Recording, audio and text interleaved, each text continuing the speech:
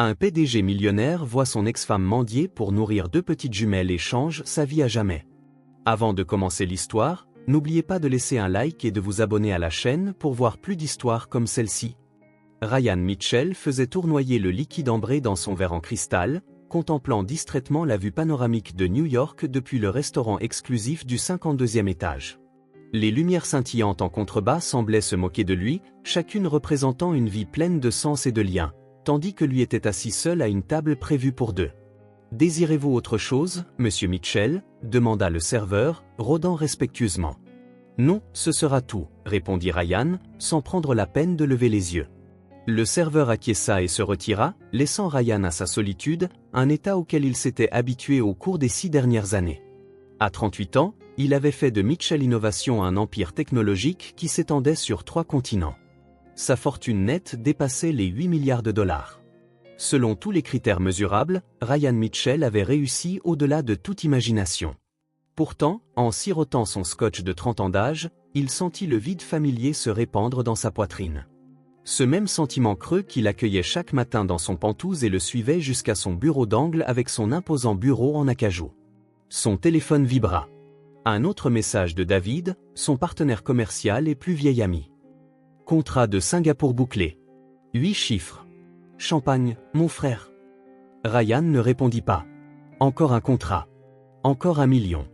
Les chiffres avaient perdu leur sens depuis des années. Son esprit dériva, comme souvent dans ces moments de calme, vers Elisa. Son sourire, la façon dont ses yeux se plissaient quand elle riait, comment elle passait ses doigts dans ses cheveux quand il était stressé. 6 ans depuis leur divorce, et la blessure semblait toujours à vif. « Tu as choisi ta voie, Ryan » avait-elle dit ce dernier jour. « Ton entreprise passera toujours en premier. » Il l'avait laissé partir, convaincu que sa vision pour Mitchell Innovation valait le sacrifice. Maintenant, entouré de tout ce que l'argent pouvait acheter, il se demandait si cela n'avait pas été la plus grande erreur de sa vie. Une agitation à l'extérieur des baies vitrées du restaurant attira son attention.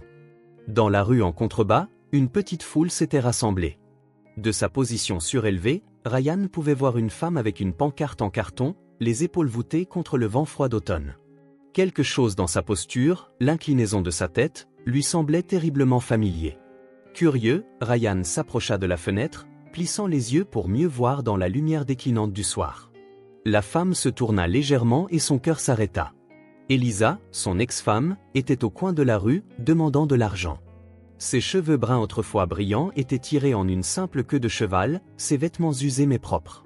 Mais ce qui glaça véritablement Ryan sur place, ce n'était pas la présence d'Elisa. C'étaient les 2 petites filles blotties contre elle. Pas plus de 5 ans, identiques en tout point, identiques à lui. 2 parfaites versions miniatures de Ryan lui-même, avec sa mâchoire carrée et ses yeux bruns perçants. 2 enfants qui ne pouvaient être nés qu'après leur divorce, et pourtant portaient ces traits indubitables. Le verre glissa de la main de Ryan, se brisant sur le sol poli. Il remarqua à peine l'agitation alors que les serveurs se précipitaient pour nettoyer les dégâts. Ses yeux restaient fixés sur la rue en contrebas, sur Elisa et les 2 filles, ses filles, les filles dont il ignorait l'existence. Ryan abandonna son dîner à moitié entamé, laissant un billet de $100 sur la table alors qu'il se précipitait vers l'ascenseur. Son cœur martelait ses côtes.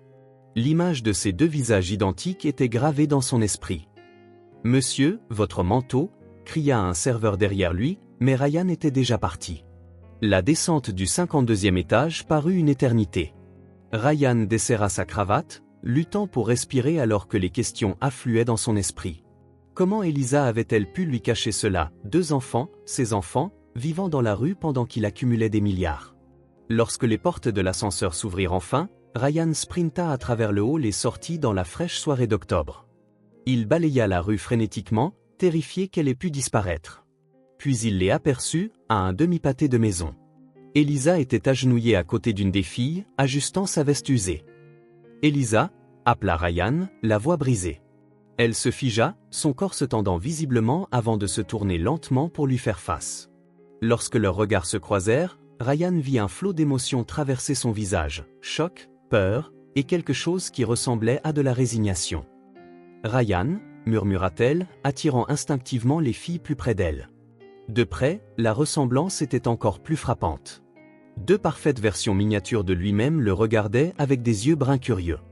L'une d'elles, légèrement plus grande que l'autre, s'avança, son petit menton levé dans un geste protecteur que Ryan reconnaissait de sa propre enfance. « Ça va, maman ?» demanda la fillette, ses yeux ne quittant pas Ryan. « Oui, hein ?» répondit doucement Elisa. « C'est un vieil ami. » Ryan ne pouvait détacher ses yeux des enfants. « Elles sont à moi, dit-il. » Ce n'était pas une question. L'expression d'Elisa se durcit. « Nous devrions parler ailleurs. »« Quel âge ont-elles » demanda Ryan, incapable de se contenir. « 5 ans, répondit-elle, sa voix à peine audible. « 5 ans. » Le calcul n'était pas difficile. Elisa devait être enceinte lors de leur divorce, lorsqu'il avait signé les papiers sans une seconde pensée, impatient de se concentrer sur l'expansion de Mitchell Innovation. « Pourquoi ne me l'as-tu pas dit ?» Sa voix se brisa sous l'émotion. « Maman, j'ai faim » dit la plus petite fille, tirant sur le manteau d'Elisa. La simple déclaration frappa Ryan comme un coup physique. Ses filles avaient faim pendant qu'ils dînaient du bœuf au jus et du scotch cher. « Venez avec moi » dit-il, sa voix plus douce qu'il ne l'avait voulu. « Toutes, s'il vous plaît. » Elisa hésita, l'incertitude se lisant sur ses traits. Ryan vit la fierté lutter avec le pragmatisme dans ses yeux. « Juste un dîner » ajouta-t-il. « Et ensuite, nous parlerons. » Après ce qui parut une éternité, Elisa acquiesça. « D'accord, » dit-elle, rapprochant les filles. « Juste un dîner. » Alors que Ryan hélait un taxi, la jumelle silencieuse, pas Anna mais l'autre, leva les yeux vers lui, les yeux écarquillés. « Tu nous ressembles » dit simplement la fillette.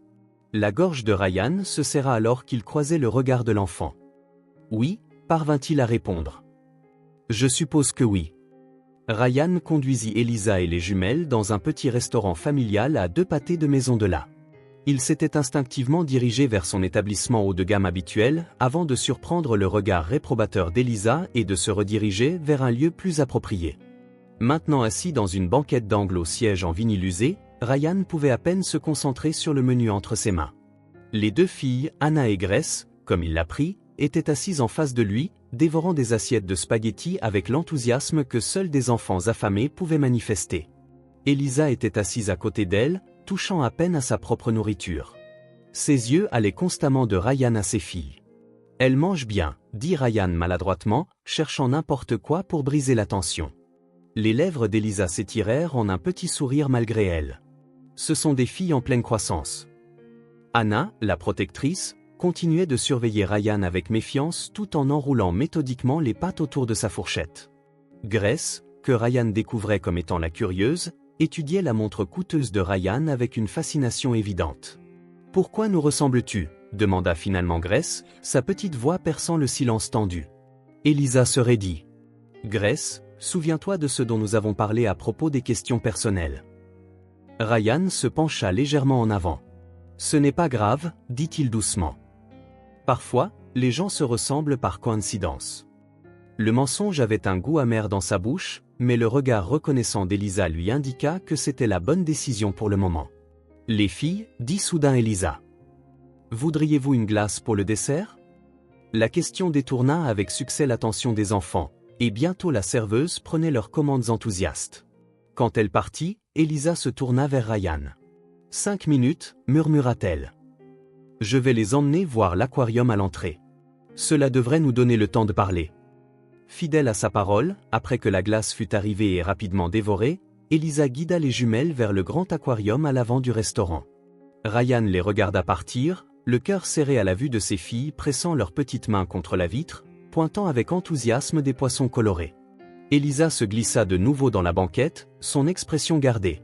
« Demande ce que tu as besoin de demander. »« Quand as-tu découvert que tu étais enceinte ?» commença Ryan, la voix basse. 2 semaines après la finalisation du divorce. « Et tu n'as pas pensé que je méritais de savoir ?» Les yeux d'Elisa brillèrent. « Tu avais très clairement montré quelles étaient tes priorités, Ryan.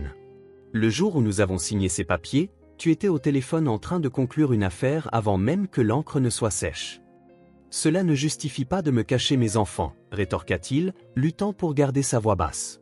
« J'ai appelé ton bureau, » dit Elisa, le surprenant. « 3 fois. Ton assistante a dit que tu étais trop occupé pour prendre des appels personnels. Après la 3e fois, j'ai décidé que nos enfants ne passeraient pas leur vie à être trop personnels pour ton emploi du temps. Chapitre 3, premier pas. Ryan se sentit comme s'il avait reçu un coup de poing. Il se souvenait de son ancienne assistante, celle qui avait protégé son temps avec zèle pendant la phase d'expansion de l'entreprise. « Je n'ai jamais reçu ces messages », dit-il doucement. L'expression d'Elisa s'adoucit légèrement. « Est-ce que ça aurait changé quelque chose ? Tu construisais un empire, Ryan. C'était toujours ton rêve, pas une famille. » « Tu ne sais pas ce que j'aurais choisi, » dit Ryan, la voix rauque d'émotion. « Vraiment » soupira-t-elle en jetant un coup d'œil aux filles. « Quand j'ai découvert qu'elles étaient jumelles, j'étais terrifiée. Je savais que j'aurais besoin d'aide, de soutien, mais je savais aussi ce que cela signifierait de te le dire. Tu nous aurais soit complètement rejetés, soit tu aurais essayé de tout contrôler, comme tu l'as toujours fait avec l'entreprise. » Ryan voulait le nier, mais ne le pouvait pas. Le contrôle était son filet de sécurité, sa façon d'assurer le succès. « Ce sont mes filles, Elisa. J'ai perdu 5 ans avec elles. »« Et à qui la faute ?» rétorqua-t-elle, puis ferma immédiatement les yeux, reprenant son sang-froid. « Je suis désolé. Ce n'était pas juste. » Ryan regarda les 2 petites filles, toujours fascinées par les poissons tropicaux. « Comment s'appelle-t-elle ? Parle-moi d'elle. » Pour la première fois, l'expression d'Elisa se réchauffa. Anna est l'aînée, de 2 minutes. C'est ma petite protectrice. Elle sourit tendrement. Grace est la curieuse, toujours à demander pourquoi à propos de tout. Je veux les connaître, dit Ryan fermement. Toutes les 2. Je veux être leur père. Elisa l'étudia. Il ne s'agit pas de signer des chèques, Ryan. Être père, c'est être présent, jour après jour. Je sais, dit-il, et je le serai. Avant qu'Elisa ne puisse répondre, les filles revinrent en courant à la table, pleines d'enthousiasme à propos d'un poisson-globe qu'elles avaient repéré. « Nous devrions y aller, » dit Elisa, ramassant son sac à main usé. « Il est tard pour elle. »« Demain, » dit Ryan rapidement. « Central Park, près de la fontaine Bethesda. »« S'il te plaît, Elisa. » Elle hésita, puis acquiesça légèrement. « On verra. » Alors qu'elle partait, Grace se retourna, ses yeux bruns si semblables à ceux de Ryan, le fixant avec une perception troublante. « Au revoir, » dit doucement la fillette, levant une petite main en signe d'adieu. « Au revoir, Grace, » répondit Ryan, la voix nouée par l'émotion. « Je te verrai demain. » Ryan arriva à la fontaine Bethesda 1 heure en avance, faisant les 100 pas nerveusement autour du monument emblématique de Central Park. Il avait à peine dormi, son esprit tourbillonnant d'images de 2 filles identiques qui partageaient son ADN. Pendant la nuit, il avait fait des recherches sur tout ce qu'il pouvait concernant l'éducation des enfants, spécifiquement des jumeaux, sur la façon de créer des liens avec des enfants qui ne savaient pas que vous étiez leur père. La matinée avait été un tourbillon d'activités. Il avait annulé 3 réunions, ignorant les messages de plus en plus furieux de David. Pour la première fois de sa vie d'adulte, Ryan Mitchell avait mis les affaires au second plan. Quand 2 heures approchèrent, Ryan se surprit à retenir son souffle, scrutant chaque sentier à la recherche d'Elisa et des filles. Et si elle ne venait pas, et si elle changeait d'avis ? La pensée envoya une vague de panique à travers lui. Puis il les vit, 3 silhouettes s'approchant du sentier et Elisa paraissait différente à la lumière du jour, ses cheveux bruns captant des reflets dorés du soleil. Elle portait un simple jean et un pull délavé, mais se tenait avec la même dignité tranquille dont il se souvenait. Les filles bondissaient devant elle, leurs vestes roses assorties leur donnant l'air d'une petite équipe coordonnée. « Vous êtes venus » souffla Ryan quand elles l'atteignirent. Elisa acquiesça, un sourire timide effleurant ses lèvres. « J'avais promis que nous viendrions. » Les filles le regardaient avec des expressions variées. Anna se tenait légèrement devant Grace, son instinct protecteur en éveil. Grace sautillait sur la pointe des pieds, clairement excitée par l'aventure que le parc pourrait offrir. « Les filles, » dit doucement Elisa. « Voici Monsieur Mitchell. Il va passer du temps avec nous aujourd'hui. Vous pouvez m'appeler Ryan, » offrit-il en s'accroupissant à leur niveau. « Êtes-vous riche ?» demanda Grace sans détour. « Vous avez une montre chère. » Grace, la réprimanda Elisa. Mais Ryan rit. « Oui, je le suis, » répondit-il honnêtement. « Mais ce n'est pas la chose la plus importante à mon sujet. »« Qu'est-ce que c'est alors ?» demanda Anna, s'adressant directement à lui pour la première fois. Ryan hésita, pris au dépourvu par la simple question. Quelle était la chose la plus importante à son sujet ?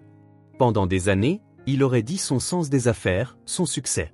Maintenant, en regardant ces 2 petits visages, il savait que la réponse avait changé pour toujours. Je suis encore en train de le découvrir, admit-il. Peut-être que vous, les filles, pourrez m'aider. Cela sembla les satisfaire pour le moment. Ryan se leva, rencontrant le regard surpris d'Elisa. Il n'avait pas prévu d'être aussi franc, mais quelque chose chez ses enfants lui donnait envie d'être meilleur, plus authentique. « Qu'aimeriez-vous faire aujourd'hui » demanda-t-il au groupe. « Des bateaux » s'exclama immédiatement Grace, pointant les petites barques à rames de location sur le lac. « Le carrousel » rétorqua Anna. « Une glace » suggéra Grace avec enthousiasme. « Le zoo a des tigres » ajouta Anna, s'adressant directement à Ryan pour la première fois. Elisa parut désolée. Elles ne sont presque jamais d'accord sur quoi que ce soit. « Alors nous ferons tout » décida Ryan. « Nous avons tout l'après-midi. » Les heures suivantes passèrent dans un tourbillon d'activités. Ils louèrent une barque, le costume coûteux de Ryan se faisant éclabousser alors qu'il manœuvrait maladroitement les rames pendant que deux filles excitées pointaient des canards et faillirent les faire chavirer 2 fois. Ils firent un tour de carrousel, les filles choisissant des animaux différents tandis que Ryan et Elisa se tenaient côte à côte, les regardant. « Elles ont l'air heureuses » observa Ryan. Elisa acquiesça. Ce sont des enfants résilients. Les choses n'ont pas été faciles ces dernières années, mais elles trouvent de la joie partout. « Que s'est-il passé, Elisa » demanda-t-il doucement. « Aux dernières nouvelles, tu travaillais dans cette agence de design. » Elle garda les yeux sur les enfants qui tournaient sur des chevaux peints. « La vie est arrivée, Ryan. Je me débrouillais bien au début. Ma mère m'aidait avec les filles. Puis elle est morte dans cet accident de voiture il y a 3 ans. » La voix d'Elisa vacilla légèrement. « Sans son soutien, je ne pouvais plus suivre les coups de garde d'enfants et travailler à plein temps. J'ai perdu mon emploi, puis notre appartement. Nous avons séjourné dans des refuges, déménageant sans cesse. » Ryan ressentit une culpabilité si intense qu'elle le plia presque en 2. « Pourquoi ne m'as-tu pas contacté alors ?» La fierté, Ramil. La colère, peut-être. Et la peur que tu me les enlèves. Elles sont tout ce que j'ai. Avant que Ryan ne puisse répondre, le carrousel s'arrêta et les filles revinrent en courant vers eux, les joues rouges d'excitation. « Une glace maintenant » leur rappela Grace, tirant sur la main de Ryan. Alors qu'il marchait vers le marchand de glace, Anna glissa de manière inattendue sa petite main dans celle de Ryan. Le simple geste envoya une secousse à travers tout son corps. Connexion, confiance, le poids de la main d'un enfant dans la sienne. « J'aime ta cravate » dit Anna d'un ton neutre. « Le bleu est ma couleur préférée. »« Moi aussi » répondit Ryan, la voix soudainement rauque d'émotion. Plus tard dans la soirée, Ryan était assis dans son bureau, fixant d'un air absent des tableurs qui auraient normalement monopolisé toute son attention. Les projections trimestrielles de Mitchell Innovation affichaient une croissance record, mais les chiffres dansaient devant ses yeux, remplacés par des images de 2 petites filles avec son visage. Un coup sec interrompit ses pensées avant que la porte ne s'ouvre sans attendre de réponse. David Sullivan entra d'un pas décidé, impeccablement vêtu comme toujours, son expression un mélange d'inquiétude et d'irritation. « Tu as manqué l'appel de Singapour » dit David en se laissant tomber sur la chaise en face du bureau de Ryan. Lee te demandait spécifiquement. J'ai dû trouver des excuses. Quelque chose est arrivé, répondit vaguement Ryan. David plissa les yeux. Quelque chose de plus important que le contrat à 8 chiffres que nous poursuivons depuis des mois? Oui. La simple réponse prit clairement David au dépourvu. Es-tu malade? Demanda David, une réelle inquiétude remplaçant brièvement son irritation. Ryan se pencha en arrière, soudain épuisé à l'idée d'expliquer. Mais David n'était pas seulement son partenaire commercial. C'était son plus vieil ami. Il méritait de savoir. J'ai vu Elisa hier, dit finalement Ryan. L'expression de David s'assombrit immédiatement. Ton ex? Que voulait-elle après toutes ces années? De l'argent, je suppose. Elle ne voulait rien. Je l'ai vue par hasard. Ryan fit une pause, puis ajouta doucement, elle a des enfants. 2. Des filles. David haussa les épaules. Tant mieux pour elle. Elle s'est remariée? Non. Ryan croisa le regard de son ami. Elles ont 5 ans, des jumelles identiques. Elles me ressemblent exactement à cet âge. L'implication flotta dans l'air entre eux. L'expression de David passa de la confusion à l'incrédulité, puis à quelque chose de plus dur. C'est impossible, dit-il finalement. Elle te l'aurait dit. Elle a essayé, le corrigea Ryan. Apparemment, 3 fois. Mon assistante a bloqué les appels. David se leva brusquement, arpentant le bureau. Même si elles sont à toi, et c'est un grand si, où a-t-elle été pendant 5 ans? Pourquoi se montrer maintenant? Ses yeux se rétrécirent. Réfléchis grec, Ryan. Nous venons de conclure l'acquisition de Mercé. Ta fortune nette a bondi de 2 milliards du jour au lendemain. Le timing est suspect. Elle ne s'est pas montrée, le corrigea à nouveau Ryan. Je l'ai vue dans la rue. Elle était? Il hésita, sachant comment David interpréterait les mots suivants. Elle demandait de l'argent. Elles ont eu des difficultés. David laissa échapper un rire sans joie. Bien sûr qu'elle l'était. C'est un cas d'école, Ryan. Elle cache ses enfants pendant des années, attend que tu sois au sommet de ta richesse, puis tombe opportunément dans le dénuement. Ce n'est pas comme ça, insista Ryan, une colère inconnue montant en lui. Tu ne les as pas vues, David. Elles vivent dans des refuges. Elisa a perdu son emploi. Sa mère est morte. Et tu tombes dans le panneau, l'interrompit David, la voix sèche. 5 minutes avec elle et tu trouves déjà des excuses. Tu as toujours eu un point faible pour Elisa. Ryan se leva, égalant la posture de son ami. Ce sont mes filles. Tu n'en sais rien. L'expression de David se durcit. Fais un test ADN. Si elles sont vraiment à toi, nous gérerons ça correctement. Crée des fonds fiduciaires. Organise un soutien approprié. Mais il se pencha en avant, les mains appuyées sur le bureau. Ne la laisse pas te manipuler en te faisant croire que tu peux jouer à la famille heureuse après 6 ans. Les mots piquèrent parce qu'ils touchaient la peur la plus profonde de Ryan, celle d'avoir perdu trop de temps, de ne pas pouvoir réparer ce qui avait été brisé. Je les revois demain, dit-il fermement. J'ai promis. David se redressa, ajustant son costume parfaitement taillé. Bien, fais ce que tu as à faire, mais garde la tête froide. Souviens-toi de tout ce que nous avons construit. Il se dirigea vers la porte, puis s'arrêta. Et fais ce test ADN. Après le départ de David, Ryan se laissa retomber sur sa chaise, un conflit intérieur le consumant. Les avertissements de son ami n'étaient pas entièrement déraisonnables. Le côté homme d'affaires de Ryan, celui qui avait bâti un empire sur des risques calculés et une réflexion stratégique, savait qu'il devait procéder avec prudence. Mais une autre partie de lui, une partie longtemps réprimée par l'ambition et la poursuite du succès, rejetait l'analyse froide. Il avait tenu la petite main d'Anna, avait été témoin de l'enthousiasme débridé de Grèce. Il avait ressenti une connexion qui transcendait la logique ou la stratégie commerciale. Ryan prit son téléphone et composa le numéro d'Elisa, qu'elle lui avait donné à contre-cœur au parc. « Est-ce que demain est toujours bon ?» demanda-t-il quand elle répondit. « Je pensais que nous pourrions peut-être aller au musée des enfants. Les filles pourraient aimer ça. » Il y eut une pause avant qu'Elisa ne réponde, sa voix prudente mais pas hostile. « Elles adoraient ça. Elles n'y sont jamais allées. »« J'enverrai une voiture, » offrit Ryan, puis se reprit. « Ou je pourrais vous y retrouver. Ce que vous préférez. »« Nous vous y retrouverons, » dit fermement Elisa. 10 heures, parfait. Alors que Ryan raccrochait, il remarqua un SMS de David. « J'ai appelé notre avocat. Les arrangements de garde doivent être béton si c'est confirmé. Ne promets rien pour l'instant. » Ryan posa le téléphone sans répondre. Pour la première fois dans leur histoire commerciale commune, les amis abordaient une situation sous des angles complètement différents. David voyait des responsabilités potentielles, des complications juridiques, des menaces pour l'empire qu'ils avaient construit. Ryan voyait juste ses filles. Le musée des enfants était un déferlement de couleurs, de sons et de mouvements, une cacophonie de joie enfantine qui aurait normalement submergé Ryan Mitchell. Aujourd'hui, cependant, il remarqua à peine le chaos alors qu'il regardait ses filles courir d'une exposition à l'autre avec un enthousiasme débridé.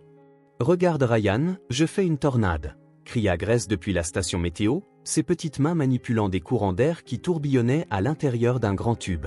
« C'est impressionnant !» répondit Ryan, sincèrement étonné de la rapidité avec laquelle les filles s'étaient attachées à lui. Il s'attendait à de la résistance, surtout de la part de la protectrice Anna. Mais les enfants, apprenait-il, possédait une remarquable capacité d'acceptation. Elisa se tenait à proximité, les bras croisés, mais avec une douceur dans son expression qui n'était pas la lors de leur première rencontre. Elles n'ont jamais eu personne d'autre pour s'intéresser aux choses qu'elles aiment, expliqua-t-elle doucement. Leurs professeurs sont trop débordés avec des classes pleines et nous n'avons pas de famille élargie. Ryan ressentit une familière pointe de culpabilité. Elles auraient dû m'avoir. Oui, acquiesça simplement Elisa, sans accusation. Elles auraient dû.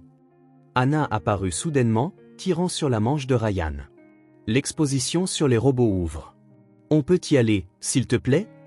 Bien sûr, acquiesça Ryan, surpris de voir à quel point il était naturel d'être consulté sur de telles décisions. Alors qu'il parcourait le musée, Ryan se surprit à cataloguer la personnalité distincte de chaque fille. Anna abordait chaque exposition méthodiquement, lisant les instructions avant de s'engager. Grace plongeait tête la première, tout en imagination et en instinct.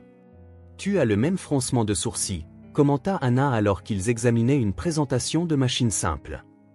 Que veux-tu dire? Demanda Ryan. Quand tu réfléchis fort. Anna fit une démonstration, fronçant les sourcils en parfaite imitation de l'expression de Ryan. Comme ça. Maman dit que j'ai l'air sérieuse, comme un petit vieux. Ryan rit, un son authentique qui le surprit même lui. Mon père disait la même chose de moi. Ton père? Les yeux d'Anna s'écarquillèrent. Tu as un père? La question innocente laissa Ryan silencieux un instant. Bien sûr, dans le monde d'Anna, les pères étaient des concepts abstraits, des gens que d'autres enfants avaient. Pas elle et Grace. J'en avais un, se reprit Ryan. Il est mort quand j'étais à l'université. À peu près ton âge, cependant, je te ressemblais comme 2 gouttes d'eau. Anna sembla y réfléchir attentivement. Était-il gentil? Ryan hésita. Thomas Mitchell avait été beaucoup de choses, déterminé, ambitieux, exigeant. Mais gentil était rarement un mot associé à lui. Il avait poussé Ryan sans relâche, lui inculquant les instincts commerciaux impitoyables qui ont ensuite bâti son empire. Il m'a beaucoup appris, répondit Ryan diplomatiquement. Mais il regarda les filles, engagées et heureuses, et ajouta, je pense que j'aimerais être un père différent de ce qu'il était. Avant qu'Anna ne puisse enchaîner avec une autre question d'une perspicacité désarmante, Grace apparut, le visage rouge d'excitation. Ils ont un laboratoire spatial à l'étage. On peut aller dans l'espace, Ryan, s'il te plaît? Ce soir-là, alors que Ryan entrait dans son pantouse, son téléphone sonna. Le nom de David clignota sur l'écran. Les résultats du test ADN sont arrivés, dit David sans préambule. J'ai demandé à notre équipe de sécurité de prélever des échantillons au restaurant. Paille, serviette. Ce n'était pas difficile. La main de Ryan se crispa sur le téléphone. Tu as fait quoi? Je te protège, répondit David, sans s'excuser. Et j'avais raison aussi. Les résultats sont sur ton bureau. Tu voudras les voir avant d'aller plus loin avec cette petite fantaisie familiale. Ryan fixa l'enveloppe sur son bureau, son nom imprimé dans la police stérile du laboratoire que David avait utilisé. Ses doigts tremblaient légèrement alors qu'il la prenait. Une partie de lui voulait l'ouvrir immédiatement. Une autre partie voulait la jeter, non ouverte. Il n'avait pas besoin de la science pour lui dire ce que son cœur savait déjà. Pourtant, l'homme d'affaires en lui, le pragmatique que son père avait façonné, savait que la vérification comptait. Ryan déchira l'enveloppe et parcourut les résultats. Probabilité de paternité de 99,9%. Il posa le papier. Les émotions se battaient en lui, le soulagement qu'il ne puisse plus y avoir de doute, la colère face aux tactiques sournoises de David, et un profond sentiment de responsabilité qui s'abattit sur lui comme un poids physique. Son téléphone vibra avec un SMS d'Elisa. Les filles ont un spectacle scolaire demain à 13h à l'école primaire Riverside. Elles ont demandé si tu pouvais venir. Ryan tapa immédiatement en retour, j'y serai. Il avait à peine posé son téléphone qu'il sonna. David, encore. As-tu vu les résultats? Demanda David. Oui, répondit Ryan. Il confirme ce que je savais déjà. Super. Maintenant, nous pouvons gérer ça correctement. J'ai fait rédiger par les avocats des accords de pension alimentaire que... Je vais à leur spectacle scolaire demain, l'interrompit Ryan. Un silence pesa sur la ligne un instant. Ryan, nous avons la présentation de Sol demain à 13h. Tout le conseil d'administration sera là. Nous nous préparons depuis des mois. Tu t'en sortiras brillamment, dit Ryan avec finalité. Tu connais le dossier aussi bien que moi. C'est exactement ce que je craignais, répondit David, la voix tendue. Elle t'a déjà fait réorganiser toute ta vie après quoi, une semaine? Ces enfants ont survécu 5 ans sans toi. Ils peuvent attendre un jour de plus. Mais je ne peux pas attendre un jour de plus sans eux, dit doucement Ryan. C'est ce que tu ne comprends pas. Il mit fin à l'appel avant que David ne puisse répondre. L'école primaire Riverside était bien loin des académies privées où Ryan avait toujours imaginé que ses enfants iraient. Le bâtiment était vieux mais bien entretenu. L'auditorium était rempli de chaises pliantes et de décors peints à la main. Ryan se sentait nettement déplacé dans son costume sur mesure parmi les parents habillés de manière décontractée, dont beaucoup s'étaient clairement précipités depuis des emplois payés à l'heure pour y assister. Il repéra Elisa au 3e rang et se dirigea vers elle, conscient des regards curieux qui le suivaient. « Tu es venu, dit-elle, la surprise évidente dans sa voix. « J'avais promis que je viendrais, répondit-il simplement, prenant le siège qu'elle lui avait gardé. Le spectacle était une simple adaptation de L'Arbre généreux, chaque classe jouant des rôles différents. La classe de maternelle des jumelles représentait l'arbre à ses différentes étapes. Anna, solennelle et concentrée, jouait l'arbre adulte, tandis que Grace, animée et expressive, était l'arbre dans sa jeunesse. Ryan se trouva soudainement ému par l'histoire de sacrifice et d'amour inconditionnel, la voyant avec des yeux neufs, à travers le prisme de sa nouvelle paternité. Lorsque les enfants firent leur dernière révérence, il se leva, applaudissant avec un enthousiasme inattendu. « Elles étaient merveilleuses, dit-il à Elisa, la voix nouée par l'émotion. « Elles ont tellement travaillé leurs répliques, répondit-elle, ses propres yeux suspectement brillants. Alors que le public se dispersait, les jumelles les aperçurent et se précipitèrent, toujours dans leur costume d'arbre. « Tu nous as vus » demanda Grace avec excitation. « J'étais l'arbre heureux et j'étais l'arbre adulte, ajouta Anna, plus réservée mais cherchant clairement l'approbation. « Vous étiez toutes les deux incroyables, dit Ryan en s'agenouillant à leur niveau. Je n'aurais manqué ça pour rien au monde. » En prononçant ces mots, Ryan réalisa avec une clarté parfaite qu'ils étaient vrais.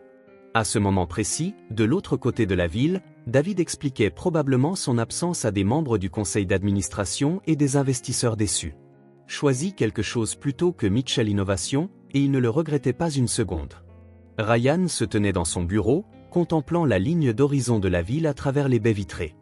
La présentation de Sol s'était déroulée sans lui, comme prévu, David l'avait géré impeccablement. Mais la tension entre eux avait atteint des niveaux sans précédent. 3 appels manqués de son partenaire commercial clignotaient sur le téléphone de Ryan, mais il n'était pas encore prêt pour cette conversation. Un léger coup à la porte interrompit ses pensées. Son assistante actuelle, Jessica, entra avec une expression hésitante. « Monsieur Mitchell, j'ai des informations que vous avez demandées concernant votre précédente assistante, Margaret Welling. » Ryan se tourna, lui accordant toute son attention. Il avait demandé à Jessica de retrouver les dossiers d'emploi de Margaret après sa révélation d'Elisa. Elle a travaillé ici pendant 18 mois, pendant votre divorce et l'expansion internationale de l'entreprise, rapporta Jessica. Elle est partie pour un poste chez Davenport Industries en 2018. Et mes journaux d'appel de cette période ? Jessica lui tendit un dossier, tous les enregistrements que nous avons pu récupérer. J'ai surligné les appels provenant du numéro de Mademoiselle Bennett. Ryan parcourut les pages, sa mâchoire se crispant. 3 appels, exactement comme Elisa l'avait décrit, tous marqués personnels, aucun message pris. Et un 4e appel dont il n'avait pas connaissance, avec une note manuscrite de Margaret, E.B.Rep. Grossesse. Non transmis selon directive affaires personnelles. Merci, Jessica, dit Ryan, la voix tendue. Ce sera tout. Après son départ, Ryan s'enfonça dans son fauteuil, la preuve de l'obstruction délibérée clairement devant lui. Margaret avait suivi son ordre permanent de le protéger des distractions personnelles pendant la phase critique d'expansion, mais elle avait outrepassé ses fonctions de manière catastrophique. Sa ligne directe sonna. David, encore. Cette fois, Ryan répondit. Le conseil veut des réponses, dit David sans préambule. Moi aussi. Les filles sont à moi, répondit Ryan. Ton test l'a confirmé. Ce n'est pas ce que je demande. Tu as manqué une présentation cruciale pour une pièce de théâtre scolaire, Ryan. Quelle est la prochaine étape ? Abandonner la fusion de Tokyo pour un match de foot ? Mettre une multinationale en attente pour un récital de ballet ? Si nécessaire, dit Ryan avec un calme qui le surprit même lui. L'exaspération de David était palpable, même au téléphone. Qu'est-ce qui t'arrive ? Une semaine avec ses enfants et tu jettes tout ce que nous avons construit ? Je ne jette rien. Je gagne quelque chose dont j'ignorais avoir besoin. Ryan fit une pause. David, Je viens de découvrir que mon ancienne assistante a délibérément caché la grossesse d'Elisa. J'ai perdu 5 ans avec mes filles parce que j'étais trop concentré sur cette entreprise. Je ne perdrai pas un autre jour. Alors, qu'est-ce que tu prévois exactement ? Demanda David, la voix méfiante. Je vais leur dire que je suis leur père ce soir. Un silence plana entre eux un long moment avant que David ne reprenne la parole. Et si elles te rejettent ? Si elles sont confuses ou en colère ? Les enfants ne sont pas des acquisitions d'entreprise, Ryan. Tu ne peux pas simplement décider de prendre possession et t'attendre à des retours immédiats. Le mot piqua car il contenait une part de vérité. Ryan avait agi vite, propulsé par son besoin de rattraper le temps perdu. Je connais les risques, dit-il finalement, mais elles méritent la vérité, et je mérite la chance d'être leur père, quoi que cela signifie pour elles. Après avoir mis fin à l'appel, Ryan envoya un SMS à Elisa. Nous devons parler sans les filles d'abord. Puis-je passer ce soir ? Sa réponse vint rapidement. Elles dormiront vers 20h30. Viens à 21h. Ryan prit une profonde inspiration, se préparant à ce qui serait la conversation la plus importante de sa vie. Le petit appartement était calme lorsque Ryan arriva. Elisa l'accueillit à la porte, un doigt sur les lèvres, et le conduisit à une minuscule table de cuisine. 2 tasses de thé attendaient, la vapeur s'élevant dans la pénombre. « Elles viennent de s'endormir » murmura-t-elle. Elles étaient épuisées par le spectacle. Ryan acquiesça, jetant un coup d'œil vers la porte entr'ouverte où il pouvait juste distinguer 2 petits lits. « Merci de me recevoir. Tu as dit que nous devions parler. » La voix d'Elisa était sur ses gardes alors qu'elle s'asseyait en face de lui. Ryan prit une profonde inspiration. « Je veux leur dire que je suis leur père. Demain, si possible. » Elisa ne parut pas surprise. Elle berçait sa tasse entre ses mains, l'étudiant. « Pourquoi maintenant ? Pourquoi ne pas attendre quelques semaines de plus, jusqu'à ce qu'elles te connaissent mieux ? » « Parce que chaque jour où je ne suis pas leur père est un autre jour de perdu, » répondit Ryan. « Et parce que je ne veux pas construire notre relation sur un mensonge. » Elisa resta silencieuse un long moment. Elle pourrait ne pas comprendre. Elle pourrait être confuse, voire en colère. « Es-tu préparé à ça ? » « Oui, » dit Ryan, bien que l'incertitude vacillât en lui. « Es-tu opposé à ce qu'on leur dise ? » Elle secoua lentement la tête. « Non, elles ont posé plus de questions sur toi ces derniers temps. Anna a demandé hier si tu étais quelqu'un de spécial pour nous parce que tu leur ressembles. » Un petit sourire effleura ses lèvres. « Elles sont observatrices, comme leur mère, » dit doucement Ryan.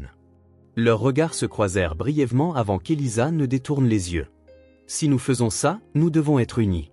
Nous devons avoir des réponses prêtes pour leurs questions, » acquiesça-t-il. Elles voudront savoir pourquoi tu n'étais pas là avant, pourquoi tu es là maintenant. Ryan acquiesça, la culpabilité un poids familier. Je leur dirai la vérité, que je ne savais pas pour elles, mais que maintenant que je le sais, je veux faire partie de leur vie pour toujours. Pour toujours, c'est une grande promesse, Ryan, le mit en garde Elisa. Les enfants prennent ça au pied de la lettre. Moi aussi, répondit-il fermement. Je ne vais nulle part, Elisa. Quoi qu'il en coûte, quoi que je doive changer, je suis partant. Quelque chose dans son ton dut la convaincre, car elle acquiesça. Dimanche. Nous leur dirons dimanche, dans le parc, là où elles se sentent à l'aise. Toi et moi, ensemble. Ryan sentit une vague de soulagement et d'anxiété le submerger. Merci. Alors qu'il se préparait à partir, Elisa le raccompagna à la porte. Ryan, dit-elle avec hésitation. Et ton entreprise ? David ? Je sais à quel point Mitchell Innovation est importante pour toi. C'est toujours important, admit Ryan. Mais ce n'est plus tout. Il fit une pause, puis ajouta doucement, j'ai découvert que mon assistante avait bloqué tes appels. Tous. Même celui où tu mentionnais spécifiquement la grossesse. L'expression d'Elisa s'adoucit de surprise. Tu ne savais pas ? Je ne savais pas, confirma-t-il. Je suis désolé, Elisa. Tellement désolé que tu aies dû faire ça toute seule. Alors qu'il se tournait pour partir, il entendit un petit bruit provenant de la chambre des filles. Anna se tenait dans l'embrasure de la porte, son lapin en peluche préféré serré contre sa poitrine, les observant avec des yeux solennels. Anne, dit doucement Elisa. Tu devrais dormir, ma puce. J'ai entendu parler, expliqua la fillette, son regard fixé sur Ryan. Tu pars ? Ryan s'agenouilla à son niveau. Oui, mais je te verrai dimanche. Nous allons au parc. Anna l'étudia avec ce regard perçant qui semblait trop mûr pour ses 5 ans. Promis?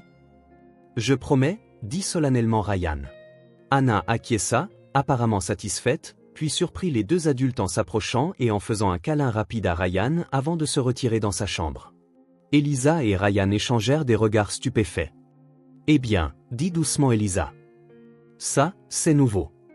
Dimanche se leva, clair et lumineux, le soleil d'automne projetant une lueur dorée sur les feuilles changeantes de Central Park. Ryan arriva tout à leur lieu de rendez-vous désigné, un banc près de l'aire de jeu pour enfants.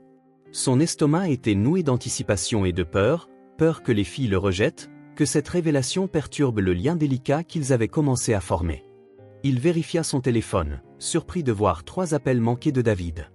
Ils ne s'étaient pas parlé depuis leur confrontation au sujet de la présentation de Sol. Ryan hésita, puis rappela, pensant qu'il valait mieux gérer la crise commerciale qui s'était produite avant l'arrivée d'Elisa et des filles. Il était temps, répondit sèchement David. Nous devons parler. Est-ce que ça peut attendre?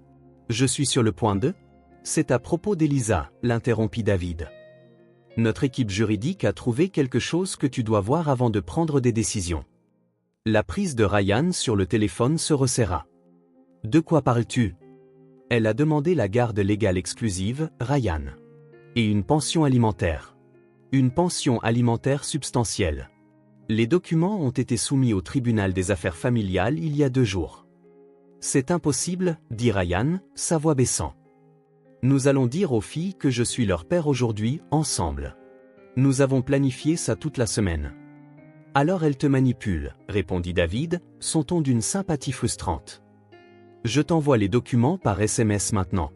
Nos enquêteurs les ont obtenus directement du système judiciaire. Ce n'est pas de la spéculation. Le téléphone de Ryan vibra avec un message entrant. Il l'ouvrit pour trouver des documents juridiques, le nom d'Elisa clairement visible, demandant la garde légale exclusive d'Anna et Grace Mitchell, avec des dispositions pour un soutien financier substantiel. Ryan, es-tu toujours là? Demanda David. Je te rappelle, dit Ryan, hébété, mettant fin à l'appel. Il fixa les documents, ayant l'impression que le sol s'était dérobé sous ses pieds. Était-ce pour cela qu'Elisa avait finalement accepté de le dire aux filles? Est-ce que tout son rapprochement avec lui, le spectacle scolaire des filles, le câlin inattendu d'Anna, avaient été des étapes calculées dans une stratégie financière? L'homme d'affaires en lui, la partie entraînée à repérer les configurations de négociations favorables, murmurait que David avait raison. Le timing, l'ouverture soudaine à la coparentalité après des années de secret, cela correspondait parfaitement à quelqu'un se positionnant pour un gain financier maximal. Mais une autre partie de lui, la partie qui avait vu Elisa lutter pour subvenir aux besoins de leur fille, qui avait vu sa protection féroce et sa dignité inébranlable même dans les difficultés, ne pouvait concilier cette manœuvre juridique avec la femme qu'il pensait connaître. Ryan. La voix de Grace interrompit ses pensées. Il leva les yeux pour voir les jumelles courir vers lui, Elisa suivant plus lentement derrière. Ryan rangea rapidement son téléphone, forçant un sourire alors que Grace lui fonçait dessus avec son enthousiasme habituel. Anna s'approcha plus prudemment, mais offrit un petit sourire qui lui tordit le cœur. « On a apporté du pain pour les canards », annonça Grace, brandissant un sac en papier. « Et un ballon », ajouta Anna, plus pragmatique. « Au cas où on voudrait jouer. » Excellente planification, dit Ryan, impressionné par leur prévenance malgré la tourmente dans son esprit. Elisa les rejoignit, son expression indéchiffrable. « Bonjour. » Ryan étudia son visage, cherchant des signes de tromperie. « Bonjour. Je pensais que je pourrais parler d'abord, puis jouer. » Elisa acquiesça, jetant un coup d'œil aux filles. Il y a un endroit tranquille près de l'étang. Alors qu'il marchait, Ryan se mit à son pas. Les filles couraient devant. « Tout va bien ?» demanda Elisa, notant son silence. Ryan hésita, tiraillé entre la confronter immédiatement et attendre après qu'ils aient parlé aux filles. « Nous devons parler en privé après. » L'inquiétude traversa son visage, mais elle acquiesça. Ils atteignirent un banc isolé surplombant l'étang. Elisa rappela les filles et elles s'installèrent de chaque côté d'elle, sentant le changement d'ambiance. « Les filles, » commença doucement Elisa. « Vous vous souvenez comment vous m'avez posé des questions sur votre père, sur pourquoi vous n'en avez pas un comme certains de vos amis ?» Les jumelles acquiescèrent solennellement, leurs expressions si identiques que cela surprenait encore Ryan. « Tout le monde a un père, » continua Elisa, même s'ils ne le connaissent pas toujours ou ne vivent pas avec lui. Comme Zoé de l'école, intervint Grace. Son père vit en Floride. C'est vrai, acquiesça Elisa.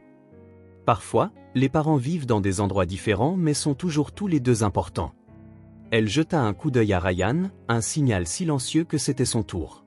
Malgré la tourmente de la révélation de David, Ryan se sentit avancer, attiré par les regards impatients de ses filles. Il s'agenouilla devant elle, le cœur battant. « La vérité, dit-il doucement, c'est que vous avez un père. Vous en avez toujours eu un. Il ne savait juste pas pour vous jusqu'à récemment. » Les filles regardèrent entre Ryan et leur mère, traitant ces mots. Le front d'Anna se plissa dans cette expression familière qui reflétait le visage pensif de Ryan. « Votre père et moi avons fait des erreurs, ajouta doucement Elisa, plaçant une main rassurante sur l'épaule de Grace. Des erreurs d'adultes. Mais aucune de ces erreurs ne change à quel point nous vous aimons toutes les deux. » Grace, qui avait été inhabituellement silencieuse, regarda soudainement directement Ryan, ses yeux s'écarquillant de réalisation. « C'est toi ? Demanda-t-elle. « Es-tu notre papa ?» La simple question flotta dans l'air. Ryan sentit sa gorge se serrer alors qu'il acquiesçait. « Oui, Grace. Je suis votre père. » Le silence tomba sur le groupe alors que deux visages identiques traitaient cette révélation. Ryan retint son souffle, terrifié par le rejet, par la confusion. Trop compliqué pour des enfants de 5 ans à gérer. Anna, logique comme toujours, fut la suivante à parler. « C'est pour ça qu'on te ressemble ?» « Oui, » confirma Ryan. « C'est pour ça. » La réaction de Grace fut immédiate et écrasante. Elle se jeta sur Ryan, enroulant ses bras autour de son cou. « Je le savais, » s'exclama-t-elle. « J'ai dit à Anna que tu devais être quelqu'un de spécial pour nous. » Ryan la serra dans ses bras, l'émotion menaçant de le submerger. « Vous êtes les personnes les plus importantes au monde pour moi, » parvint-il à dire. Anna resta à l'écart, observant avec des yeux conflictuels. « C'est normal d'avoir besoin de temps, hein » dit doucement Elisa. « C'est une grande nouvelle. » La fillette se tordit les mains, ce geste si semblable à celui de sa mère, et regarda directement Ryan. « Si tu es notre papa, est-ce que ça veut dire que tu restes pour toujours, pas juste en visite ?» Ryan soutint son regard fixement. « Pour toujours, promit-il. Rien ne pourrait m'éloigner maintenant que je vous ai trouvé. » Anna y réfléchit, son visage de 5 ans solennel sous le poids de la décision. Finalement, elle acquiesça une fois et s'avança, rejoignant sa sœur dans l'étreinte de Ryan. Ryan ferma les yeux, tenant ses filles, toutes les deux, pour la première fois en tant que leur père. Le sentiment était indescriptible, un achèvement dont il ignorait le manque jusqu'à ce moment. Quand ils se séparèrent enfin, Grace eut immédiatement des questions.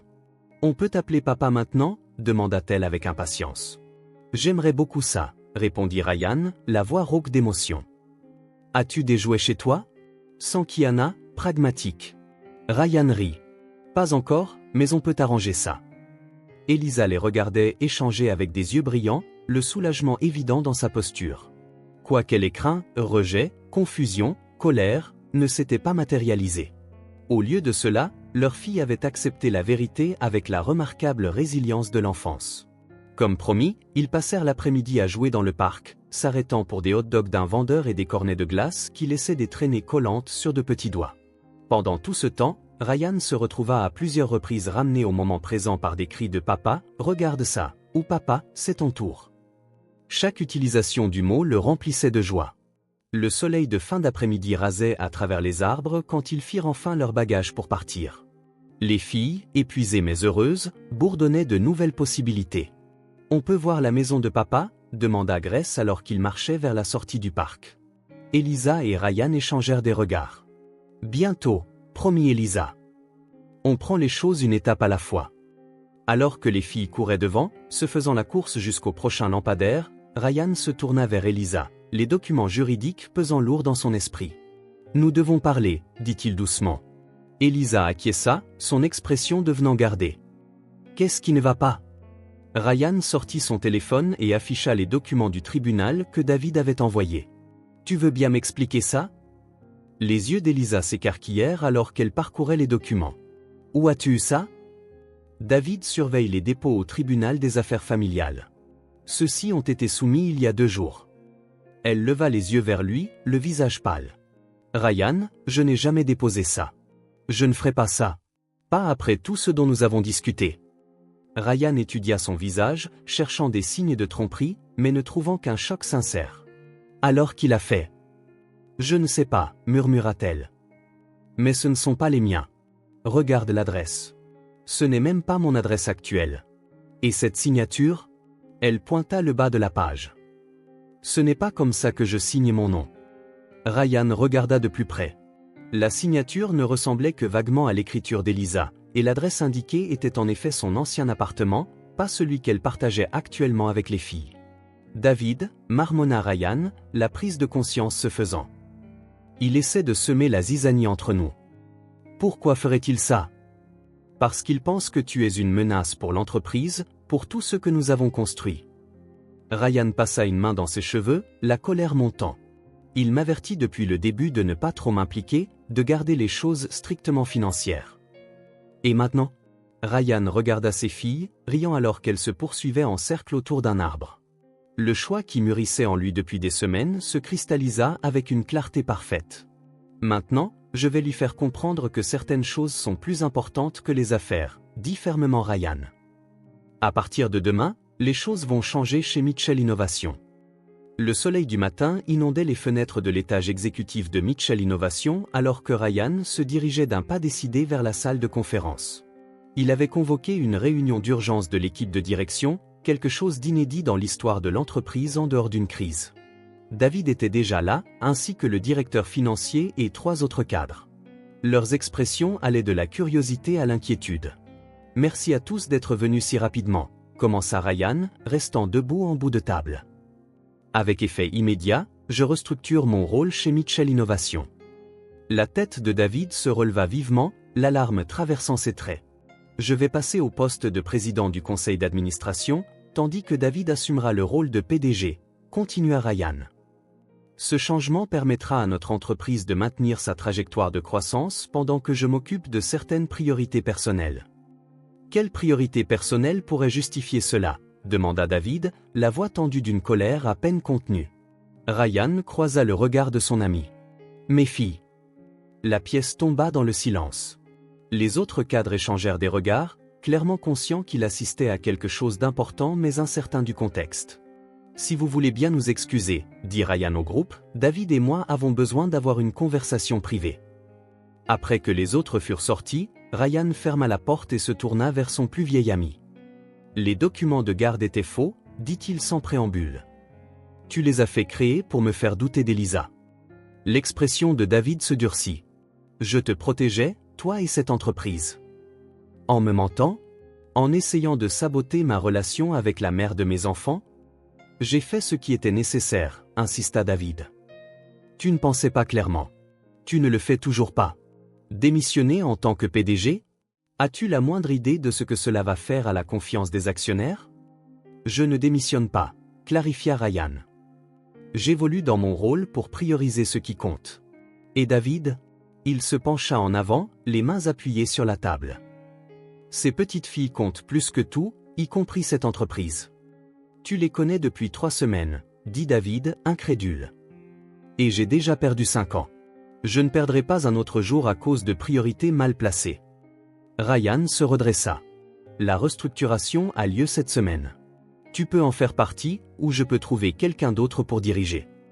David le fixa, réalisant que Ryan était entièrement sérieux. Tu abandonnerais vraiment tout ce que nous avons construit? Je n'abandonne rien, répondit Ryan. Je construis quelque chose d'encore plus important, une famille. Chapitre 13, Nouvelle normalité. 6 mois s'étaient écoulés depuis la restructuration de Mitchell Innovation par Ryan. La transition avait été plus douce que prévu, David assumant à contre-cœur mais efficacement le rôle de PDG tandis que Ryan maintenait une surveillance stratégique en tant que président. L'action de la société avait initialement chuté mais s'était rapidement redressée lorsque les investisseurs avaient constaté la croissance continue sous la nouvelle structure de direction. Aujourd'hui, Ryan se tenait dans le jardin de sa brownstone de Brooklyn récemment achetée, regardant Anna et Grace se poursuivre à travers l'arroseur, leurs cris de joie aigus et identiques remplissant l'air chaud du printemps. Il avait quitté son penthouse de Manhattan pour être plus proche des filles, à seulement 3 pâtés de maison du nouvel appartement d'Elisa. Papa, regarde ça, cria Grace, tentant une roue qui se termina par une chute hilare sur l'herbe. Très impressionnant, applaudit Ryan, s'émerveillant de la façon dont le mot papa coulait désormais naturellement des lèvres des deux filles. Elisa apparut à côté de lui, portant un plateau de limonade. Elles ont demandé des cours de natation pour l'été, mentionna-t-elle en posant le plateau sur la table du patio. Je vais regarder ça, acquiesça Ryan en prenant un verre. Comment va le nouveau projet? Les yeux d'Elisa s'illuminèrent. Le client a adoré ma présentation. Ils veulent que je redessine l'ensemble de leur siège social. L'agence de design qui avait réembauché Elisa sur recommandation de Ryan avait rapidement reconnu son talent, la promouvant 2 fois en 6 mois. Elle s'épanouissait professionnellement, retrouvant la confiance que les difficultés avaient temporairement estompée. Leur relation de coparentalité avait évolué vers un rythme confortable. Dîner en semaine chez Elisa, week-end souvent passés ensemble chez Ryan, les filles se déplaçant joyeusement entre les deux maisons.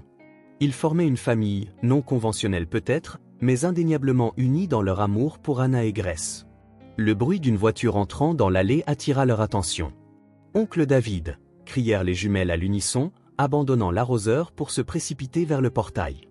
David Sullivan, habillé de manière plus décontractée que Ryan ne l'avait vu depuis des années, émergea, portant ce qui semblait être des kits scientifiques. « J'ai promis à Anna que nous construirions un volcan aujourd'hui, » expliqua David, acceptant les câlins mouillés des filles avec une surprenante bonne humeur.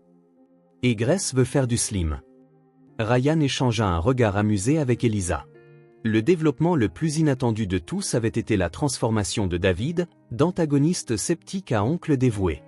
Après des semaines de tension suite à la restructuration, David avait assisté à contre-cœur à la fête d'anniversaire des jumelles et s'était retrouvé complètement charmé. Maintenant, en regardant son partenaire commercial taper dans la main de ses filles, Ryan réalisa qu'ils avaient tous trouvé une nouvelle normalité, une normalité construite non pas sur ce qu'ils avaient perdu ou manqué, mais sur ce qu'ils avaient gagné et créé ensemble. Une tempête de milieu d'été faisait rage à l'extérieur alors que Ryan était assis dans son bureau à domicile, examinant les rapports trimestriels de Mitchell Innovation. Même avec son rôle réduit, il maintenait une surveillance des décisions stratégiques majeures. L'entreprise n'avait pas seulement survécu à son retrait, mais avait prospéré sous la nouvelle structure de direction, David se révélant plus que capable en tant que PDG. Le bruit de petits pas interrompit sa concentration. Anna apparut dans l'embrasure de la porte, serrant son carnet de croquis, son expression troublée. « Papa, je peux te parler ?» « Bien sûr, ma chérie, » dit Ryan, mettant immédiatement son travail de côté. « Qu'est-ce qui te tracasse ?» Anna grimpa sur ses genoux, un geste qui le remplissait encore d'émerveillement même après des mois de paternité. Elle ouvrit son carnet de croquis pour révéler un dessin de famille. Ryan, Elisa, Grace et elle-même debout devant une maison. « Madame Peterson nous a demandé de dessiner nos familles, » expliqua Anna. « Elia m'a dit que la mienne n'était pas une vraie famille parce que toi et maman ne vivaient pas dans la même maison. » Ryan sentit une colère protectrice familière monter, mais garda sa voix douce. « Les familles existent sous toutes sortes de formes, Anna. Ce qui compte, c'est que nous nous aimions. Mais pourquoi toi et maman ne vivez-vous pas ensemble? Tu ne l'aimes plus ?» La question innocente prit Ryan au dépourvu. Sa relation avec Elisa avait évolué de coparents prudents à de véritables amis, mais ils avaient soigneusement maintenu des limites, tous deux incertains de compliquer leur stabilité durement acquise. Avant que Ryan ne puisse formuler une réponse, son téléphone sonna avec la sonnerie de David, leur signal pour les affaires urgentes. « Je dois prendre cet appel, ma chérie, » dit Ryan à contre-cœur. « Mais nous finirons de parler de ça, promis. » Anna acquiesça solennellement et glissa de ses genoux.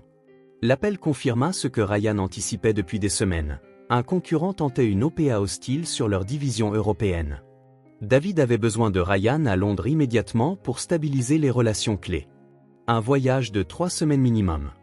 Alors que Ryan raccrochait, il trouva Anna debout à nouveau dans l'embrasure de la porte, son expression indiquant clairement qu'elle en avait assez entendu pour comprendre. « Tu pars ?» demanda-t-elle, sa voix fluette. « Juste pour un petit moment » l'assura Ryan. Parfois, les papas doivent voyager pour le travail. Mais tu avais promis que nous irions au musée des sciences la semaine prochaine, et Grace à son récital de danse. Ryan sentit la tension familière entre travail et famille le tirailler à nouveau. Cette fois, cependant, le choix semblait plus clair que jamais. 7 ans s'étaient écoulés depuis cette soirée fatidique où Ryan Mitchell avait aperçu son ex-femme et ses filles jumelles mendiant dans une rue de New York. Maintenant, par une parfaite matinée d'été, il se tenait dans le jardin de sa brownstone de Brooklyn, regardant Anna et Grace, désormais âgées de 12 ans, aider à décorer pour leur fête d'anniversaire. Bien qu'identiques en apparence, les filles avaient développé des personnalités distinctes que Ryan avait appris à chérir. Anna, artistique et réfléchie, arrangeait les fleurs avec un soin précis. Grace, à l'esprit scientifique et énergique, testait l'intégrité structurelle de la bannière qu'elle avait créée. « On dirait que tout est sous contrôle ici », dit Elisa en rejoignant Ryan sur le patio. Elle ne ressemblait en rien à la femme désespérée qu'il avait rencontrée 7 ans plus tôt. La confiance émanait d'elle maintenant, le succès évident dans son allure. En tant que l'une des designers d'intérieur les plus recherchés de New York, elle avait retrouvé non seulement la stabilité financière mais aussi l'épanouissement professionnel. Ryan lui sourit. Les filles ont tout planifié à la minute près. Je me demande d'où leur vient cette fibre organisationnelle. Elisa le taquina en lui donnant un léger coup d'épaule. Leur voyage avait été tout sauf simple. Cette nuit-là, il y a 7 ans, lorsque les affaires et la famille étaient entrées en collision avec la demande urgente de David pour Londres, Ryan avait pris une décision qui avait tout changé. Au lieu de s'envoler seul pour Londres, il avait proposé un voyage en famille, combinant les réunions d'affaires cruciales avec la visite du musée des sciences d'Anna et le récital de Grace, qu'ils avaient fait enregistrer. Ce voyage avait marqué un tournant. Voyant avec quelle fluidité Ryan intégrait les responsabilités familiales et professionnelles, David avait enfin compris ce qui comptait vraiment. À leur retour, ils avaient restructuré davantage l'entreprise, mettant en œuvre des politiques de télétravail et des pratiques favorables à la famille qui avaient finalement rendu Mitchell Innovation plus prospère que jamais. Papa appela Grace. Oncle David est là avec les kits scientifiques. David Sullivan entra dans le jardin, portant plusieurs paquets, bien loin de l'homme d'affaires acharné qui avait autrefois vu les filles de Ryan comme des menaces pour leur empire. Maintenant, il était une présence régulière dans leur vie, l'oncle David qui apportait les cadeaux les plus éducatifs et avait récemment commencé à encadrer Anna dans les principes commerciaux après qu'elle eut exprimé son intérêt. Alors que les invités commençaient à arriver, camarades de classe, voisins, collègues, Ryan s'émerveillait de voir à quel point sa vie était devenue pleine. Le vide qui l'avait tourmenté dans ce restaurant en hauteur semblait un lointain souvenir. Tard dans l'après-midi, alors que la fête touchait à sa fin, Ryan se retrouva debout à côté d'Elisa, regardant les filles ouvrir leurs derniers cadeaux. « Tu te souviens de ce premier jour au parc ?» demanda-t-il doucement. « Quand j'ai promis à Anna que je resterais pour toujours. » Elisa acquiesça, ses yeux chauds de souvenirs. « La meilleure promesse que tu aies jamais tenue. » Leurs mains se touchèrent brièvement, puis s'entrelacèrent, un geste devenu de plus en plus courant au cours de l'année écoulée, alors que leur relation évoluait au-delà de la coparentalité vers quelque chose de plus profond. De l'autre côté de la cour, Anna et Grace échangèrent des regards complices, puis de larges sourires, comme si leur vœu d'anniversaire avait été exaucé d'une manière ou d'une autre. Ryan Mitchell avait autrefois mesuré le succès en milliards. Maintenant, il le mesurait en moments, dans les questions réfléchies d'Anna, les découvertes exubérantes de Grace, et dans la main d'Elisa dans la sienne. Il avait trouvé son foyer, non pas dans un penthouse de Manhattan, mais dans le cœur de la famille qu'il avait failli manquer de connaître. Certains voyages commencent par un simple pas. Le sien avait commencé par un verre brisé et une seconde chance dont il ignorait avoir besoin.